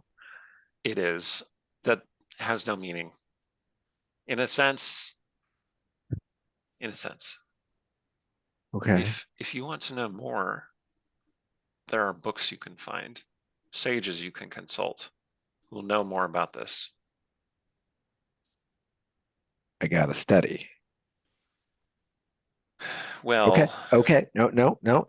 I mean, if you're not going to put in the work for this relationship, God, why are you always like this? I say one thing and you just like assume the worst. What happened to my books? I mean, what happened to the ship? That's where your books are. Find my books. At the bottom of the ocean? If that's where they are, but I'm not sure that's where they are. What makes you say that? I can't say for sure. I just have a feeling. You know how you have feelings? I have feelings too, but they're different now. Well, in the Not realm my of clear feelings for you. relationship, I was gonna say in the realm of clear relationship communication, that was a fail, little chicken. My feelings for you are the same they always have been. I mean, I figured, but also, like, what is happening? Like, I do not know. But we're here okay, together. We'll get through it together. I mean, I guess be grateful for small, well, not so small things, eh? See, you still have your way with words. Okay, so find your books, which I thought were at the bottom of the ocean, but maybe aren't. Maybe not. You got an X on a map for me to find, babe? I don't know. How do I even find that? Find me a map and I'll put an X in it for you. Okay. You know, I mean, you were my lookout. You are in danger. You know that, right? I mean, it's me. I'm always in danger. More danger than usual, love. Be Oh. careful. Oh, no, no, no. Lucretia's fine. She's cool. Like, we're cool. It's fine. No, we're good. We're good. I don't mean Lucretia. His voice sinks deeper and his flesh starts to darken. Something else is waiting for you. Do not let it harm. And then his voice trails off entirely and his body seems to be just kind of melting into darkness. And then you wake up. You're still holding the sword. And I fall out of the hammock. Yeah, you fall out of the hammock. The sword clatters to the deck. It was glowing very brightly, Oh, but as soon as you let it go, the flame went out. ah.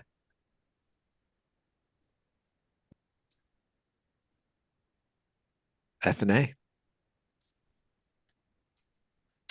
Okay.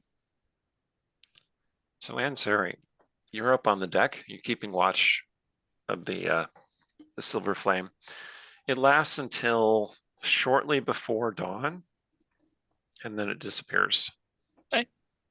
The sunrise over the ocean is very, very pretty.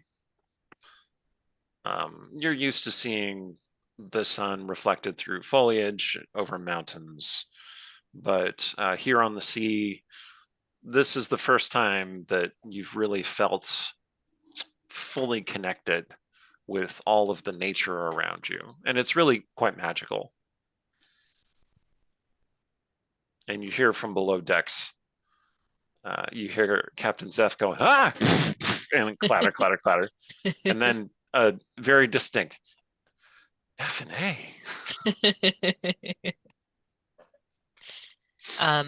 Well, since the fire's out, she's gonna she doesn't have to stare at where it isn't. She's gonna go and kind of peek down. You okay in there? In nightmare or something? Yeah. And Sari's I'm head good. swings out over the hold with her hair. Ponytail, just loose. How No, does she's Ansari wear? she's got a kind of a French braid, but what do you call a French braid when it's not a French braid? Elven braid. Elven braid. She's got an elven braid, and then her hair is always wisping out of it. Okay. Elves are French headcanon. I was like, I immediately thought of Kate Blanchett from Monuments Men. Be like, oui, very French. All right. Yeah, Yeah, no, seems a good, little good. I'm good. I'm just I woke up on the wrong side of the hammock Is that possible? while I'm on And the then she floor. disappears. So the two crew who stayed on the ship, well, they woke up when you shouted, and Sorry. Yeah, they're it's kind of me. like, well, it's about waking time anyway. Yeah, rise and shine, crew, gents, peoples. I'm gonna go get breakfast. Like, hey, are you supposed to be here? And then you're up the stairs. Okay. When we're upstairs, does the old man's room still look undisturbed? It does. The door's I still closed and locked. I would go and knock and call his name and see if he answers. Okay. No response.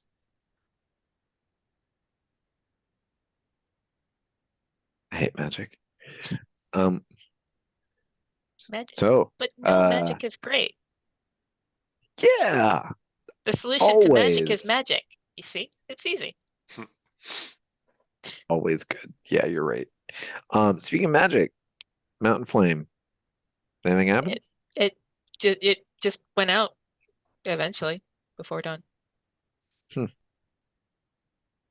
are we gonna go look at it today? Of course, yeah. Do we have to ask the captain again? No. We might want to ask Lucretia though.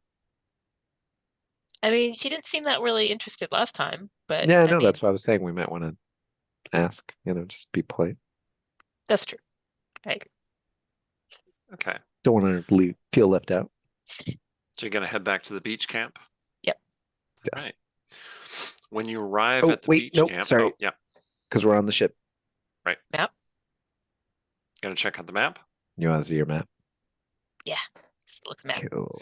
All right. All right. So I haven't drawn a world map. I probably will at some point, but essentially there's a great vast sea, and there's a continent on one side and a continent on the other side. hmm And the continent on the west side is the Infernal Empire, is where they I mean, they control a great swath of land, and it is marked with the word infernal, and then like several little drawings of like demon faces going and like the here be dragons warnings, right? hmm And then on the other side, there are the human kingdoms, human realms, which include, let me see, I think I noted this down.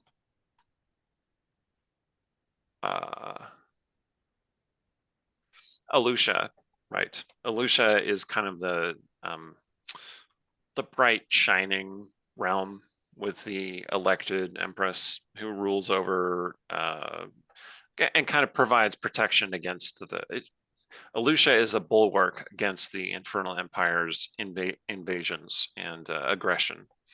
There are other realms, smaller kingdoms, fiefdoms, communes, that sort of thing. Not everything is a monarchy in this world. There are lots of different governmental systems. And the ocean, which is where you are, you can guess based on your navigational ability where this island would be based on how far you traveled, the position of the stars, etc. So I'm going to have Captain Zeph make a navigation tools intelligence check. Okay, I was wondering what the skill would be. I was just waiting for it to be the thing I'm bad at. If you want it to be wisdom instead of intelligence, you could do that too. I don't know if you're better at wisdom, but that's an option. Ever so slightly. Being on the sea, growing up in the streets, you gotta have a little bit of wisdom to survive. Sure. So, yes, I will do so. And you taught me how to do this, so it won't take quite as long. I just got to change it to wisdom. So Zeph is making some calculations. He pulls out an astrolabe, and he's just, you kind of suspect he's just kind of fiddling with it, like it's just fun. He's just playing with it. Right, what do we got? I got a 6. These are not my navigator's tools. These are the captain's navigator's tools. So I mean, they're in like metric instead of the other system. Imperial. So I'm like, yeah, Infernal. Yeah, no, I used an infernal one because I mean that's just the way I was taught as a kid. I mean, go figure. But yeah, you got to have an astrolabe made of dragon bone, etc. Yeah, or devil bone. Anyway, and Sari eventually is like, and your answer is you don't know. You know what? I have a better idea. I have your idea. Remember what you said this morning, like 30 seconds ago. Magic Work. is great. Magic solves everything. Yeah, I don't have a spell for finding home, or I would have used it. No. We're not trying to find your home right this second because we're just trying to figure out where we are right now. Oh, so that right, we right. can plot to your home theoretically.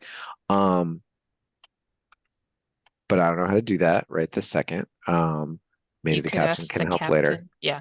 Yeah, we'll do that. But there's a different thing I might want to find, and so I actually like pull out my sword, and I'll be like, "Hey, babe, I got a map. Can you make me an X?" And I will see if and I'll sort of see if the sword wants to like dowsing rod itself towards Ouija like board. a place. Yeah, if it like wants to Ouija board somewhere onto the map. Okay. Make an attack roll. I'll do it like a pendulum. Like Make an attack roll. Okay. Do it like the game with the knife between the fingers. Yeah.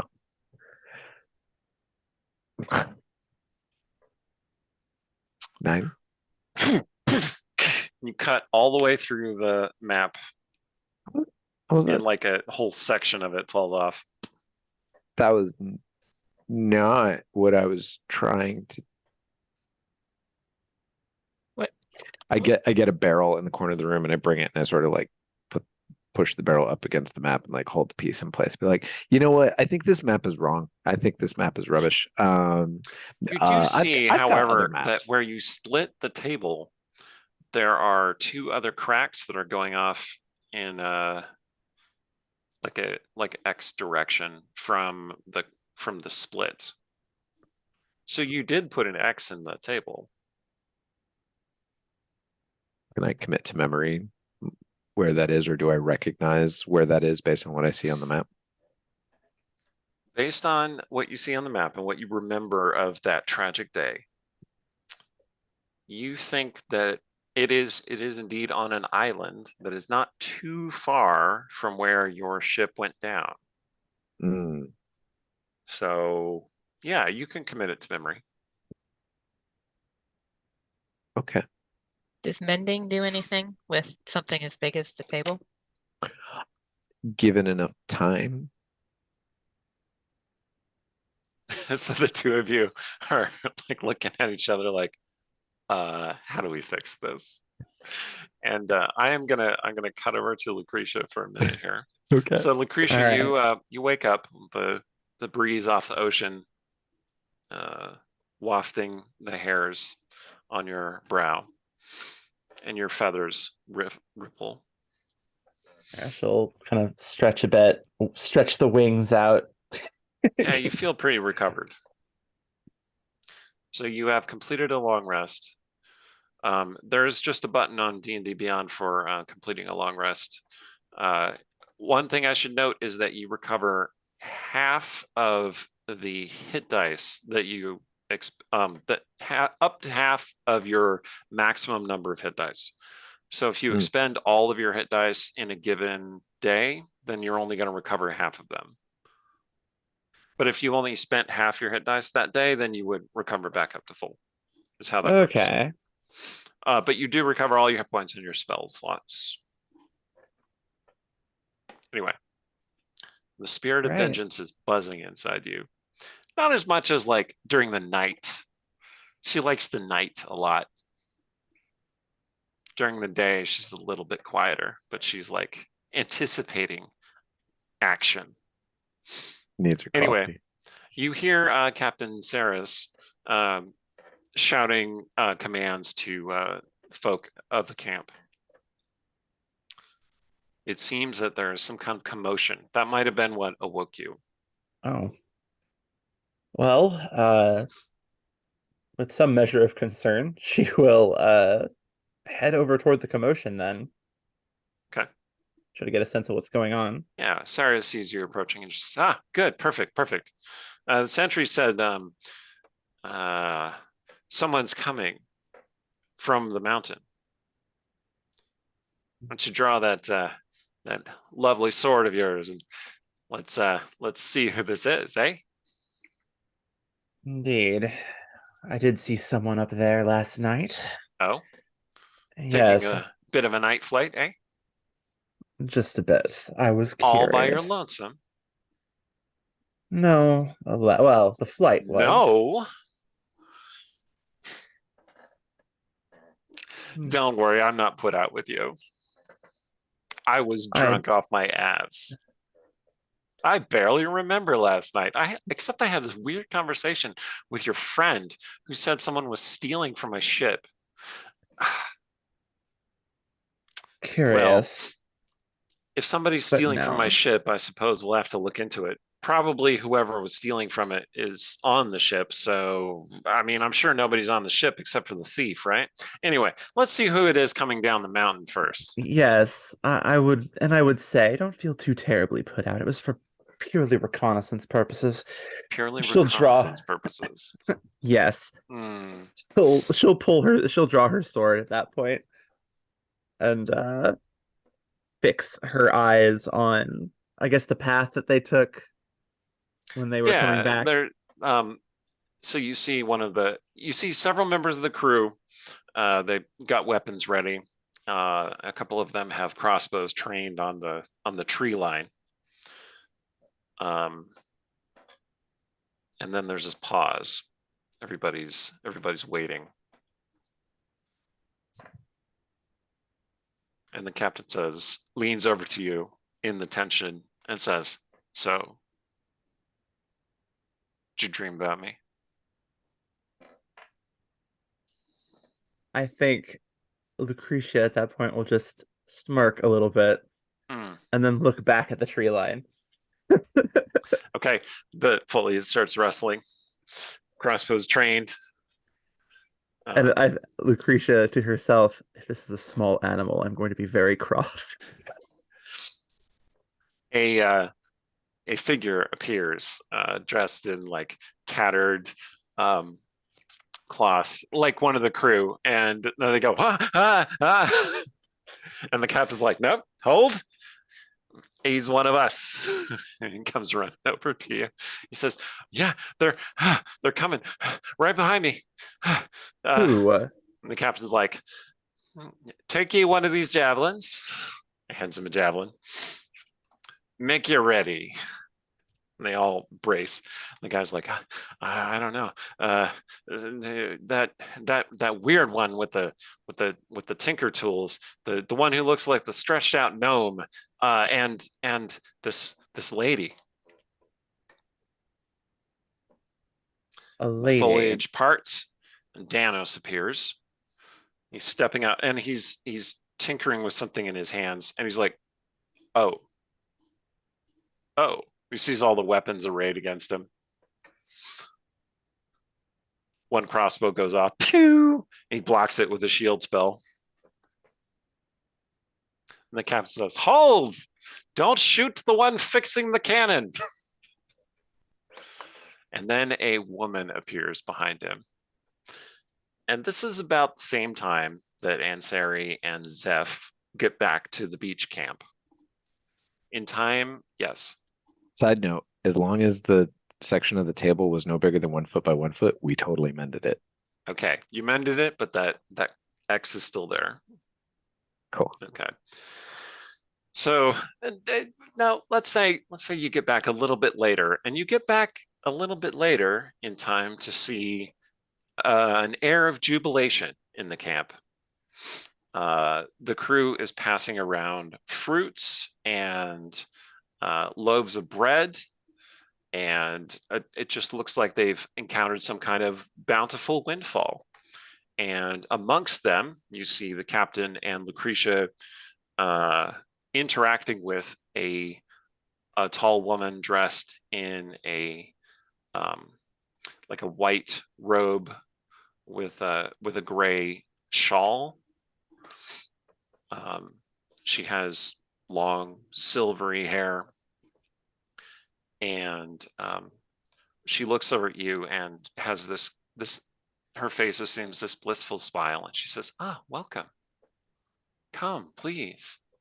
And the captain looks over and says, "Ah, there's the potential thief now." I just did a Lucretia head bomb. I was very confused. Um, um, potential thief reporter. Can I have some bread? Of course, please.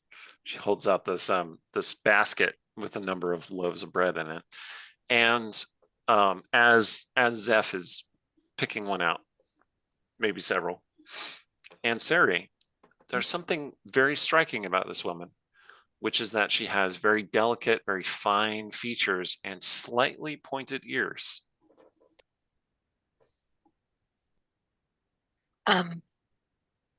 Pardon me, lady.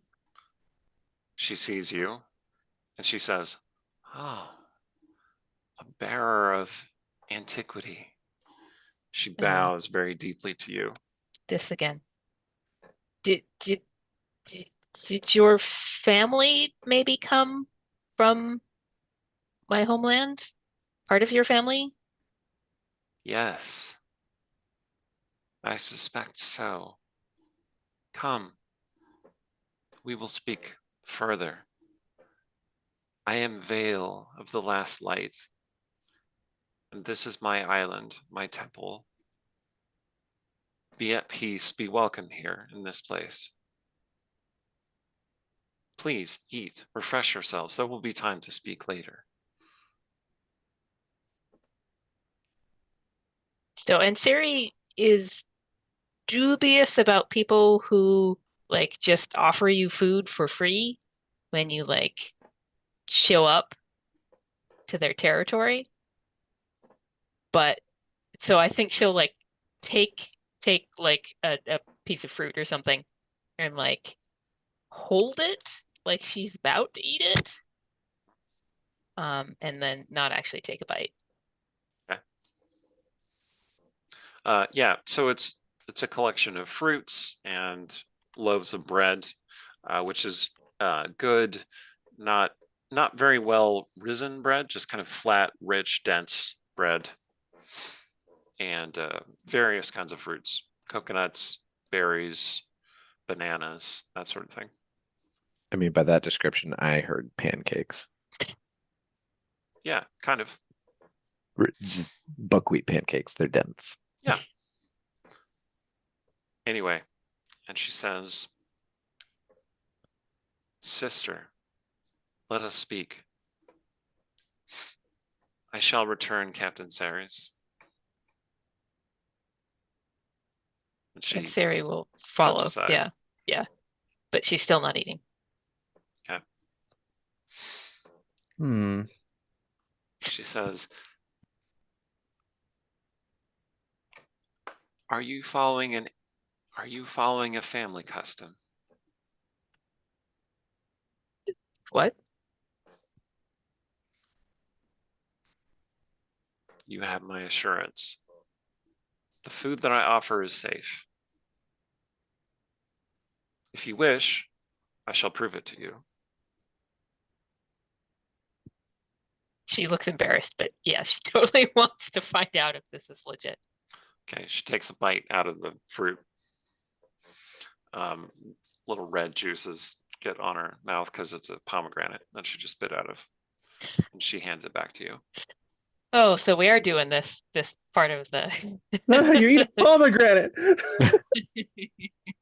Pithy. Oh, I'll just have She some does seeds have- then, shall I? She does have distinctly elven teeth. Mm. And now that she's away from the group, she seems more elven than she did around them. Hmm. And she says, "It is so rare that I find one of our kin. You have been wandering a long way." I have indeed. I need to find my way back. "The way you speak is so strange. It inspires memories in me from long ago." So you left our homeland long ago. She actually is going to eat like a few of the pomegranate seeds now. I am the last priestess of our people. I carry their memory, all their memories. But why didn't you stay with them? What happened to the other priestesses? Oh, child. I have many things to tell you, many dark things.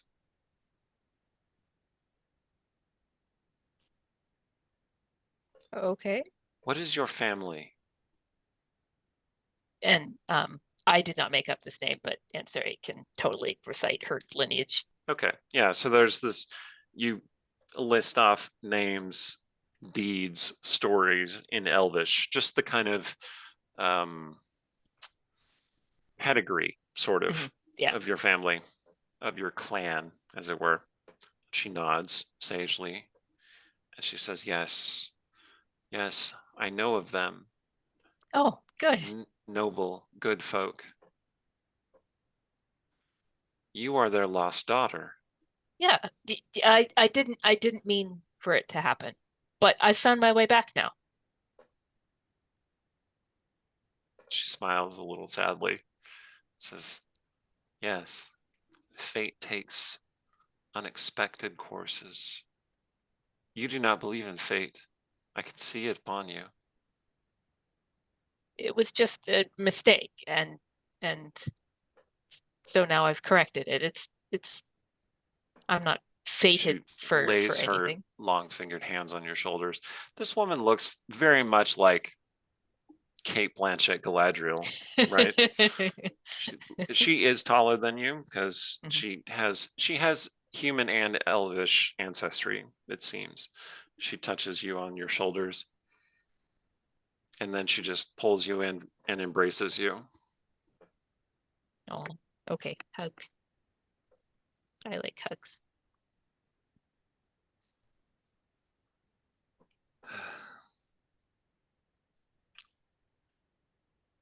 There will be many things to tell you. But first, I will tell you this. Our people endure. We are rare, and we are not many. Many of us have been swallowed up, our strands clipped in the tapestry of fate. Many of us have fallen prey to the great beast that destroyed our homeland long ago. You went missing thousands of years ago.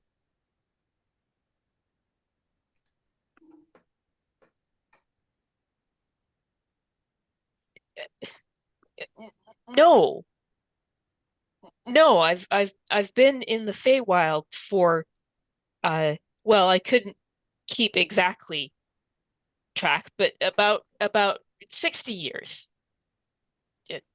Decades. She looks just very sympathetic. I am sorry. My family. I need to get back to my family. I understand.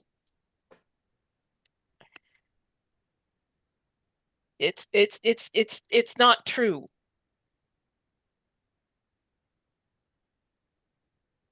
Come to my friend. He can tell when people are lying. Of course. Was the Tell hobgoblins? him. And Sari, I will show you if you would see. It's not true, but I'll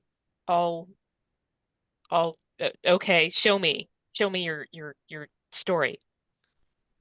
It must be after the sun sets. My power is tied to the moon.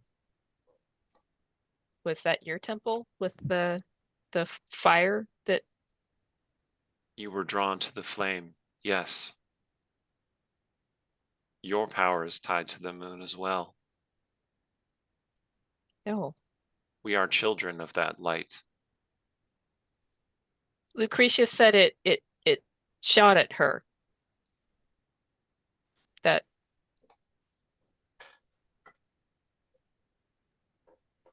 That was not my doing. whose doing was it?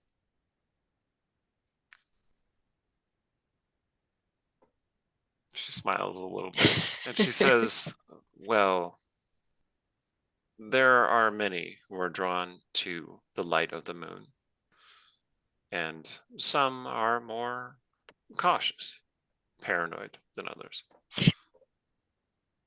I suspect it was a misunderstanding. Come to my temple after nightfall. I shall show you. I shall speak with whomever you wish, and So I shall help you. okay. I'll bring my friend after dark too. He can come. He Of won't be shot at. course. Well, I can't guarantee that, but I shall ask my other celebrant not to do so. And sorry, I wish to say one more thing. There may be a way. For where there is magic, there is always a way.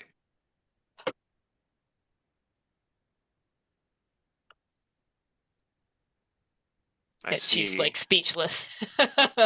She touches the amulet around your neck. I see that you bear the magic of the magician already.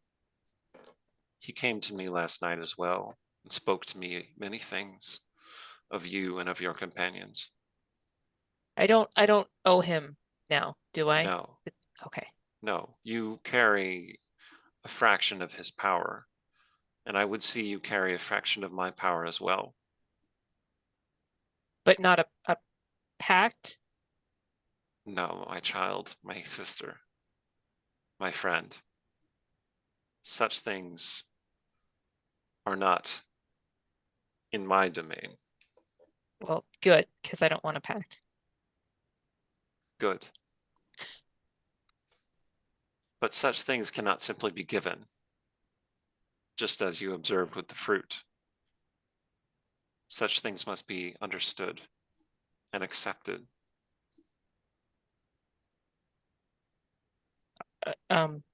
I will listen to how I have to accept whatever magic you can lend. Good. She touches your hands again, and then she looks back over at the pirates, privateers, and her face becomes, joyful and relaxed once again, more human again. And she says, "Ah, yes, please eat your fill." And she walks away back to the camp. And that would seem to be a pretty good stopping point. But if you have something that you want to say or want to describe about Ansari, now would be the good time. I mean, she's gonna go back to be like near Zeph, and she's gonna be eating the pomegranate in that like she takes out some off the outer layer and she like takes some of the seeds and like, but then like they kind of get dropped or they fall, and so she's like fussing, like really fussing with this pomegranate, but it doesn't Pomegranates seem are like, really good fruit for that. yeah, it doesn't seem like she's actually getting much of it into her mouth. And she is very quiet compared to how she has been. She's just like near Zeph like all the time. Okay. All right. We shall pick this up next time. Thank you very much for coming with us on this first steps along the path of the High Priestess. I've been Scott to be the DM of this campaign. I like to remind people on the stream, and I should have mentioned this earlier, not toward the end when there are fewer people watching, but thank you for sticking with us, everybody who's here. We are creating art for the characters, and if you kick us in a few coins on Ko-fi, that will go toward that effort. So if you would like to see more art of these cool characters and their cool quests, please do so. And thank you for watching. Take it away, Allie. Hi, everybody. I'm Alexandra Pitchford, or Allie. I am a writer, game designer, and TTRPG streamer. If you want to catch me in other stuff, I am on I am on Greymantle, which will be next Monday. Yeah, this coming Monday. Yeah, because it's the opposite week from this. Mhm. But next Monday will be our next episode of that. And then if you want to catch me on Polished Cryptid stream, that is generally going to be Tuesday mornings, which I'm blanking on the exact time conversion, but it's kind of early. Is it Tuesday mornings in the States, or is it It's Tuesday mornings in Australia? Tuesday mornings in the States. It's Tuesday evenings here. All right. It's Yeah, we'll have exact times somewhere on the Discord. So go join us on the Discord if you're Join not us there on the already. Discord. yeah, There's exactly. there's lots of announcements of things that are happening. So yeah, And you can find me on Twitter at Lexi Phoenix. So that's it. That's me. excellent. I've been Rhiannon Held.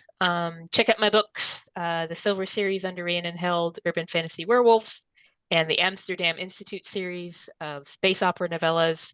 I like to say they're about self-identity in the face of technology, because they're about the protagonists have all had nanites installed on them without their consent, and then they have to decide how they deal with that. Plus archaeological world building in the background. And tonight, I'd like to say thank you to our moderators at various times. Just glad they could come for part of the time. Seldarine, Myrdug, and then Rumpus Imperator. And I'm Benjamin Williams, and it is, as always, a privilege to play with these beautiful, talented, and creative people, and I hope that you go and support them. Have a wonderful evening.